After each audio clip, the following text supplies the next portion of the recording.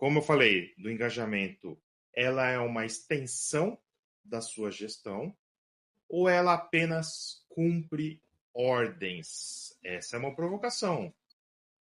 Ela é parte do seu projeto ou ela só é um braço operacional? E isso a gente tem que pensar um pouquinho, tá certo? Essa é a provocação inicial que a gente queria colocar para vocês com relação a Porque uma coisa importante quando a gente fala de equipes de venda, né? Então eu tenho lá o meu vendedor projetista. Esse meu vendedor projetista, ele é um vendedor apenas atendente? Ele está ali só com um atendente? Ou ele é um vendedor parceiro de negócio? Qual é a tua visão em relação à tua equipe? A análise com cada um deles. Que tipo de vendedor tu tem na tua loja? E qual que tu deseja ter? O vendedor que apenas atende ou o vendedor que é parceiro de negócio? E a provocação nossa aqui hoje é justamente essa.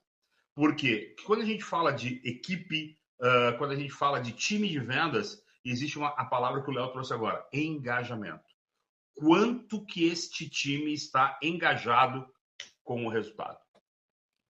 E aí, se eu tenho um vendedor parceiro, ele entende que nós temos metas a cumprir e que nós temos resultados a entregar, inclusive para ele mesmo. Ou algum vendedor consegue viver sem venda? Não existe isso.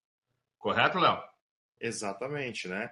Então, se você tem uma equipe só cumpridora de ordens, gente, infelizmente, você não tem uma equipe realmente de verdade. É uma equipe que está ali só pelo dinheiro, como o Matheus até colocou ali, né? Então vamos lá, Matheus. O que acontece? Sinto que a única coisa que engaja é o retorno financeiro. Tem outros métodos, tá? Na verdade, existem três coisas que engajam alguma pessoa, tá? Primeiro é dinheiro, sim. Segundo é um ambiente bom de trabalhar, é um ambiente saudável de trabalhar. E terceiro estou evoluindo como profissional nessa empresa? Pensem vocês, eu acredito que todo mundo em algum momento deve ter trabalhado para alguém. Nem se for lá quando era mais jovem. Vocês devem ter trabalhado para alguém. Quando vocês estavam lá trabalhando, CLT, ou trabalhando de freelancer em algum lugar, você se perguntava isso: está valendo a pena pela grana? Está valendo a pena para eu estar aqui evoluindo? Ou está aqui valendo a pena porque o clima aqui na empresa é legal? É para isso que a gente tem que entender. E isso já vai envolver um outro assunto, que é contratação e análise de perfil. Quando você contrata, você já entende qual é o perfil da pessoa. Porque existe o dinheirista, o cara que quer ganhar mais dinheiro, é ambicioso, ele quer e vai buscar o dinheiro.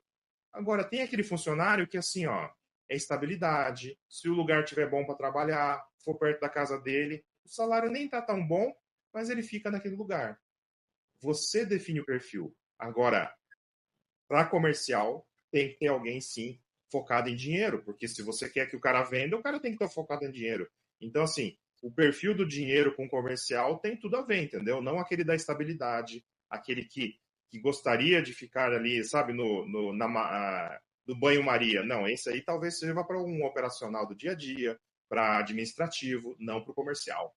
E tem uma coisa importante quando a gente coloca, às vezes, né, é o que o Léo falou. A primeira situação, veio o dinheiro, mas e depois? Esse engajamento e esse envolvimento dele vai estar também ligado ao propósito. Se ele entende que aquela loja vai e ela faz realmente o cliente ficar, eu sou parte deste time. Então, talvez eu possa fazer esse cara entender isso, o propósito do meu negócio, o ambiente de trabalho, aonde eu estou, e eu ter meritocracias para tal. Vitor, mas a meritocracia pode ser o quê? A meritocracia pode ser, sim, um adicional de valor, ela pode ser um presente, ela pode ser uma viagem, ou seja, eu posso fazer a pessoa se engajar não só pela grana, mas pelo resultado que o Léo acabou de falar. Pessoalmente, ela evolui? Pessoalmente, ela consegue crescer como o que ela está fazendo? Ou ela está estagnada ali? Engajamento também tem a ver com reconhecimento, tá, gente? Não adianta só pagar, pagar, pagar e não reconhecer a pessoa como alguém importante dentro da empresa. As pessoas, às vezes, um elogio, às vezes, um reconhecimento, uma premiação, isso também ajuda a engajar o time, a trazer para o seu lado. Então, assim, dinheiro é importante, gente. Todo mundo precisa de dinheiro e gostaria de ganhar mais dinheiro. Mas não é a única solução, tá certo? Vocês nunca viram aquela coisa do... É meio clichê, mas assim, funcionário do mês lá no McDonald's. Cara, querendo ou não, a pessoa se sente vista, cara. Eu me esforcei, fiz mais que os outros e estou sendo reconhecido por isso, tá? Então, isso é muito importante. E lembrem muito bem, gente, feedback. O que é o feedback? É dar um retorno para um funcionário. Se for elogio, é em público. Se for mijada, é no particular. Tá, gente? Não troquem as bolas aí, porque isso vai desengajar totalmente o time se você começar a fazer o contrário, tá? E tem um ponto entre engajamento e resistência, que é um segundo momento que a gente quer colocar aqui também, que é o seguinte. Se o cara está engajado ou existe alguma resistência silenciosa dentro disso. O que é essa resistência silenciosa? Talvez alguma sabotagem, alguma coisa invisível, né? Aquilo que daqui a pouco o cara está procrastinando, o cara não dá retorno para o cliente, falta de... Isso tu tem que identificar, isso é parte da próxima situação que nós vamos falar daqui a pouquinho, que é papel da liderança, tá? É entender o que esse cara está fazendo para o engajamento. Se ele está resistindo ou se ele está engajando. Porque o cara engajado, ele está preocupado com a satisfação do cliente. O cara engajado, ele está preocupado em fazer aquele cliente ser o nosso advogado lá fora. E o vendedor é parte crucial disso, porque essa conversa muitas vezes não se dá com o dono da loja e nem com o gerente, ela se dá quase que o tempo todo com o vendedor. E se ela se dá o tempo todo com o vendedor e eu tenho um cara e eu estou entendendo que ele está engajado, cara, minha empresa vai fluir, vai crescer. Então, aquela tipo assim, meu time está perdendo de 1-0. Junta, recolhe, junta todo mundo e vamos em bloco. O time está em bloco ou o time está espaçado? Ou o time não está entendendo o que está fazendo? E essa é a liderança. Não, mas o time joga porque só tem craque. Não, o time joga só tem craque, mas só os craques, e a gente já viu há anos atrás, que põe todos os craques lá, mas se o técnico não tiver mão, o time não vai jogar. Então, este ponto importante que vocês têm que anotar aí, que é o engajamento versus a resistência. O meu time está engajado, meu time está envolvido, ou tem alguém lá que procrastina, tem alguém que não dá retorno, não se compromete com os horários. Isso faz parte do resultado de uma equipe que quer realmente alta performance. E essa é a visão, tá? O nosso trabalho de hoje aqui é te alertar contra a questão daquela equipe que não está evoluindo, porque a gente quer equipes de alta performance. E tudo isso faz parte de uma equipe de alta performance. A tua equipe trabalha com você ou contra você? Vitor, mas Léo, alguém pode trabalhar contra o seu negócio? É possível pode. alguém trabalhar contra o seu negócio? Com certeza, existe a sabotagem invisível, né, Victor?